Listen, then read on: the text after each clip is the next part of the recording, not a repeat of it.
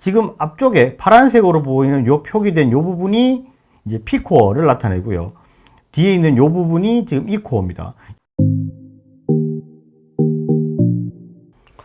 안녕하세요, 진했습니다. 이제 여름이 다 되어 가는 것 같습니다. 이제 6월 달이 다 되어 가는데 벌써부터 이렇게 더운 걸 보면 이제 노트북 발열이나 이런 부분에 많이 신경을 쓰시고 계실 것 같아요. 실제로 지금쯤 되면 가장 많이 이렇게 영상 순위를 치고 올라오는 게 언더볼팅, 그 다음에 발열 제한 이런 부분에 대한 것들을 다룬 영상입니다. 제가 그래서 매 세대 제품들을 다뤘습니다. 11세대, 12세대 제품도 다뤘고 그 이전에 언더볼팅에 대한 부분도 많이 다뤘는데 13세대에 대한 부분은 제가 다루지를 않았어요. 오늘은 13세대 노트북들에 대해서 발열 제한을 할 수 있는 방법을 한번 이야기를 해보도록 하겠습니다.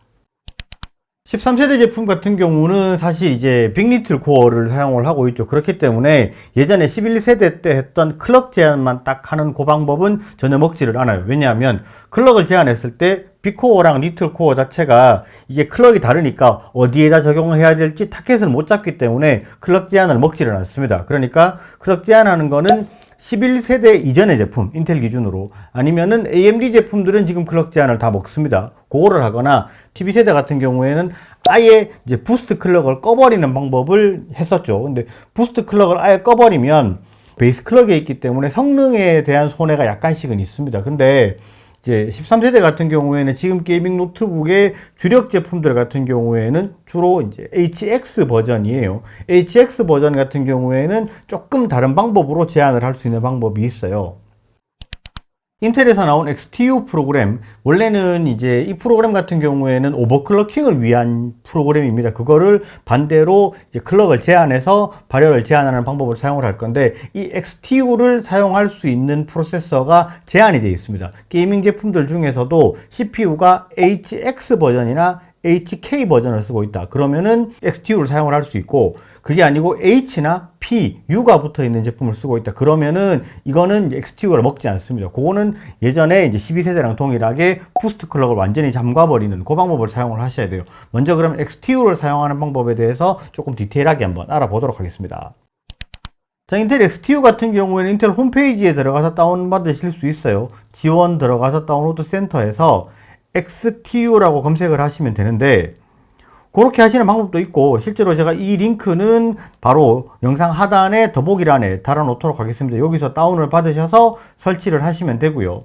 실제로 다운을 받아서 설치를 하게 되면 이렇게 실행이 될 겁니다. 익스트림 튜닝 유틸리티라고 뜨는데, 지금 저는 블랙 버전으로 해놔서 다크 버전으로 해놨기 때문에 화면이 까맣게 뜨고, 화면이 뭐 하얗게 뜨든 까맣게 뜨든 그거는 관계가 없습니다. 지금 여기서 옆에 이렇게 목록이 나오죠. 그 옆에 우리 어드밴스드 튜닝이랑 스트레스 테스트 요거를 지금 건드릴 거고, 어드밴스드 튜닝에 들어가면 이렇게 경고 문구가 떠요. 여기서 설정을 바꾸는 거는 여러 가지 뭐 제품에 데미지를 줄 수 있고 이거는 네 책임이다 이런 내용입니다. 그냥 동의한다라고 체크하시고 넘어가시면 되고요. 여기서 보면 지금 앞쪽에 파란색으로 보이는 요 표기된 요 부분이 이제 P코어를 나타내고요.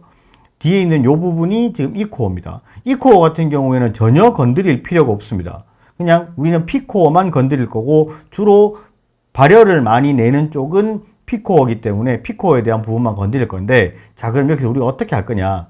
스트레스 테스트에 들어가셔가지고 여기서 CPU 스트레스 테스트를 체크하고 스타트를 누릅니다. 그러면 지금 여기서 어떻게 클럭이 올라가고 몇 도 정도가 올라가는지가 보여요. 왼쪽 하단에 보시면 여기에 CPU 사용률이 보이죠. 사용률이 빨간색으로 보이는 게 사용률인데, 이게 지금 100%로 올라가죠. CPU에 부하를 주고 있다는 얘기입니다. 그리고 지금 맥스 코어 프리퀀시, 이게 이제 최대 주파수가 얼마나 올라가느냐, 최대 클럭이 얼마나 올라가느냐 이건데, 지금 4.47기가로 올라가죠. 원래 지금 여기 달려있는 CPU가 i7-13650HX이기 때문에 이 제품 같은 경우에는 4.9기가까지 올라가도록 되어 있습니다. 그런데 보통 노트북들 같은 경우에는 제조사에서 약간씩은 이제 클럭 제한을 걸어 놓는 경우들이 있기 때문에 여기서 클럭이 조금씩은 낮게 되어 있을 수 있습니다. 그러니까 그런 부분은 제품에 따라 다를 수 있다는 거 생각을 하셔서, 그게 지금 어디까지 되어 있느냐를 먼저 파악하기 위해서 스트레스 테스트를 지금 하는 중이고, 지금 여기서 보면 옆쪽에 그래프가 보이죠. 이렇게 딱 올리시면 회색으로 보이는 여기 그래프가 있는데 4.4기가에서 스로틀링이 없이 계속 쭉 가고 있어요. 그런데 CPU 온도가 지금 이 제품 같은 경우에는 지금 68도에서 뭐 70 75도, 76도 요 사이를 계속 왔다 갔다 하고 있어요. 근데 이제 제품에 따라서 차이가 있을 수는 있는데 지금 이 제품 같은 경우에는 스틱스 G18, G814JV 제품인데 얘는 발열 제어가 상당히 잘 되는 제품입니다. 그런데 제품에 따라서 발열 제어가 잘 안 되는 놈들이 있어요. 그래서 CPU 온도가 뭐 90도 이렇게 올라가고 95도씩 올라간다. 그러면은 목표 타겟 온도는 85도 정도 수준으로 보시면 무난할 것 같고 그거보다 좀 높으면 아무래도 여름에 사용하기 조금 불편할 수 있으니까 여름에 사용하는 거는 타겟 온도를 85도 수준으로 볼게요. 최대 온도를. 여기서 그럼 지금 만약에 가정에서 얘가 지금 96도 정도 수준으로 간다라고 생각을 하고 한번 해볼게요. 지금 76, 20도가 더 올라간다고 생각을 해볼게요. 이렇게 올라가는 거를 내가 온도를 잡아보겠다. 그러면 자 여기서 스트레스 테스트를 꺼주시고요. 중지하고 앞에 어드밴스 튜닝으로 다시 돌아가시면 여기 앞에 클럭이 있죠. 요거를 4.7로 되어 있는데 47배면 지금 4.7기가까지 올라가도록 되어 있는 건데 4.7기가까지 안 올라갑니다. 그러니까 얘를 4.4기가까지 되게 되어 있는 거를 조금씩은 낮춰갈 거예요. 그런데 이게 정확하게 맞아 들어가지가 않고 제품에 따라서 뭐 4.5로 했는데 4.4에 걸리는 경우가 있고 4.3으로 했는데 4.4에 걸리는 경우가 있을 수 있어요. 요거는 약간씩의 차이가 있을 수 있다. 그러니까 가면서 테스트를 해봐야 되는데 조금씩 낮춰볼게요. 그럼 일단 4.3으로 한번 낮춰볼게요. 전부 다 4.3으로 낮춰서 실제로 4.3으로 내려가는지 한번 테스트를 해보겠습니다. 이렇게 해서 전부 다 낮춰주면 변경했는 거는 노란색으로 바뀌어요. 거기서 어플라이를 눌러주면 적용이 되면서 전부 파란색으로 바뀝니다. 여기에서 제가 스트레스 테스트를 다시 걸어줄게요. 걸어주면 CPU 사용률이 쭉 올라가면서 보이죠? 4.28이니까 4.3에 걸리는 거죠. 그죠?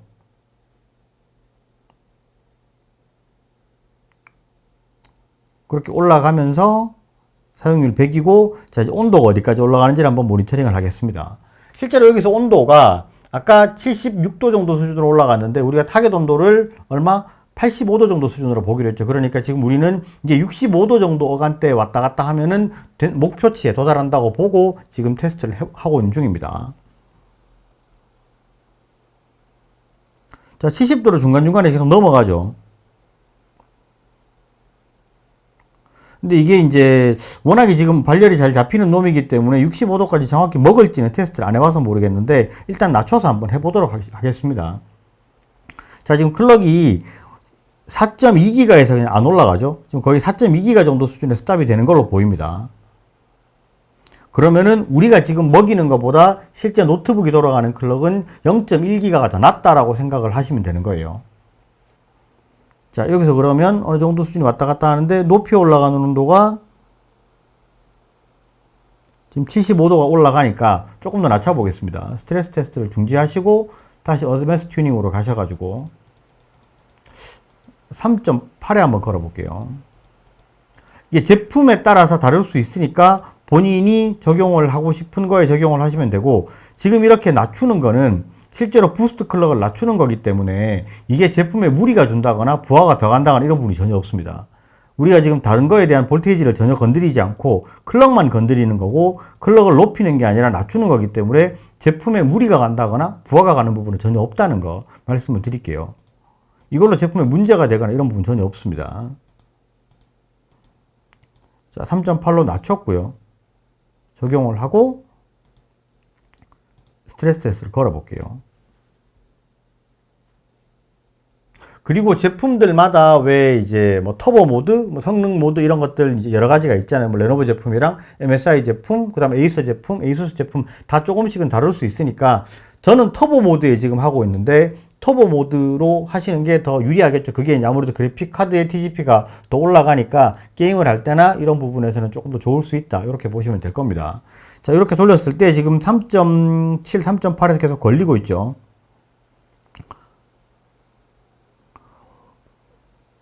온도가 아까보다는 조금 더 안정적인 것 같아요. 지금 그래프의 진폭 자체가 왔다 갔다 하던 게 조금 덜한 느낌입니다. 조금 더 지나가 볼게요. 이게 뭐 어느 정도 돌아가 봐야 알 수 있는 부분이니까.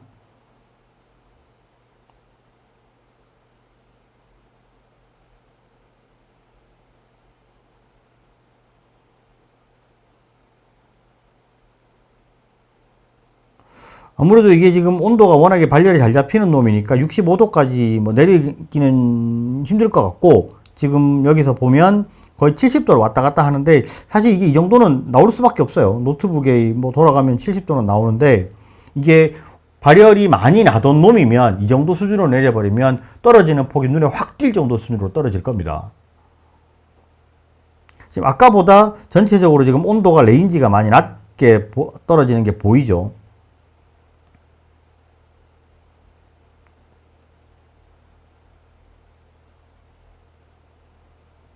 자, 보시면 테스트가 어느 정도 좀 걸렸어요. 여기서 이렇게 갔을 때 제일 높은 온도가 73도 정도까지 올라가는데, 전체적으로 온도의 레인지는 내려왔습니다. 이게 온도가 좀 많이 높은 제품이면 발열이 요 정도쯤 하면 잘 잡혔을 거라고 보고, 여기서 이제 본인이 생각하는 구간, 목표로 하는 구간 정도 수준에서 왔다 갔다가 될 거고, 온도가 많이 높여 올라갔던 거는 실제로 온도가 많이 떨어졌을 거라고 생각이 됩니다.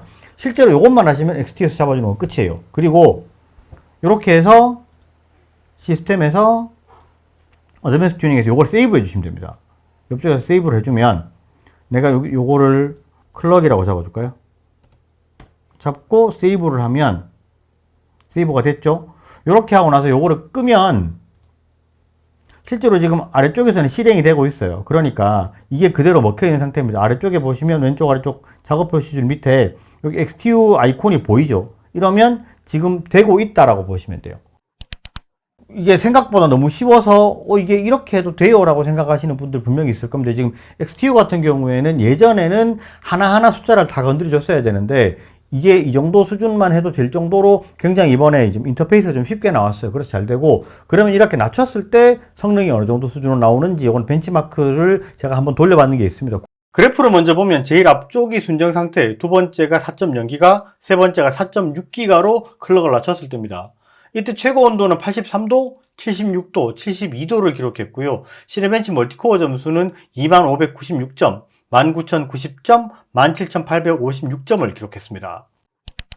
벤치마크 같은 경우에는 지금 보시면 그게 있습니다. 성능이 약간씩 좀 떨어지는 부분은 분명히 있어요. 아무래도 클럭을 좀 낮췄기 때문에 떨어지는 부분은 있는데, 이게 제품마다 조금씩의 차이가 있을 수 있어요. 이 제품은 지금 다시 말씀을 드리지만 워낙에 발열 제어가 잘 되는 제품이기 때문에 이게 온도의 편차가 별로 많이 없어서 떨어지는 부분도 별로 없는데, 이게 내가 쓰던 노트북이 95도 이상을 계속해서 찍으면 분명히 스로틀링이 걸리는 구간이 있었을 겁니다. 스로틀링이 많이 걸리던 제품들은 이렇게 온도만 안정적으로 잡혀주면 스로틀링이 거의 사라져요. 그러면서 성능이 도리어 높아지는 분도 있을 거고, 아니면은 그냥 조금은 떨어지더라도 온도가 굉장히 안정적으로 됐다, 이렇게 말씀하시는 분도 있을 겁니다. 이게 제품들마다 케이스가 워낙에 다르기 때문에 이런 부분은 해보면서 내가 체크를 해보면 발열도 적어지고 그 다음에 펜 소리도 적어지고, 그래서 사용하기가 조금 더 좋은 그런 부분이 있습니다. 그러면 지금 HX, HK 버전 이렇게 되는데, XTU가 안 먹는 일반 H랑 P랑 U 버전은 어떻게 하냐? 그거 같은 경우에는 12세대랑 제한하는 방법이 똑같습니다. 완전히 똑같은데, 그거를 그냥 간단히 보여드리면, 레지스트리 요거를 편집하는 건데, 여기서 검색해서 레지스트리 편집기라고 치시면 돼요. 레지스트리 편집 검색하시면 이렇게 나오죠. 여기에서 요 위치를 그대로 쭉 복사를 하셔가지고 여기다가 붙여놓고 어트리뷰트 값이 1로 되어 있던 거를 2로 바꿔줍니다. 그리고 전원 설정, 전원 관리 옵션 선택에 들어가시면 여기서 지금 우리가 터보 모드 설정 변경 들어가셔가지고 고급 전원 관리 옵션에 설정 변경 들어가서 여기에 프로세서 전원 관리 들어가셔서 프로세서 성능 강화 모드가 있죠. 여기에 전원 사용에서 적극적으로 되어 있는 거를 사용 안 함으로 체크를 하시면, 그리고 적용 확인 이렇게 눌러주시면 이제 부스트 클럭 자체가 아예 잠겨버린 거예요. 그러면 이 상태에서 만약에 우리가 XTU를 한번 실행해서 볼게요. 어떻게 되나. 지금 여기서 스트레스 테스트를 걸면 우리가 지금 3.8기가에 아까 걸었잖아요. 그죠? 근데 테스트를 걸어도 부스트 클럭을 아예 잠궈놨기 때문에 이 제품이 i7-13650H는 베이스 클럭 2.4기가예요. 2.4기가에서 클럭이 올라가질 않았습니다.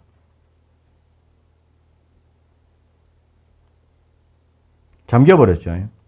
안 올라가죠. 이러면 열도 거의 안 나요. 지금 CPU 온도가 돌아가고 있는데 44도, 45도죠. 42도, 43도 이렇게 나옵니다.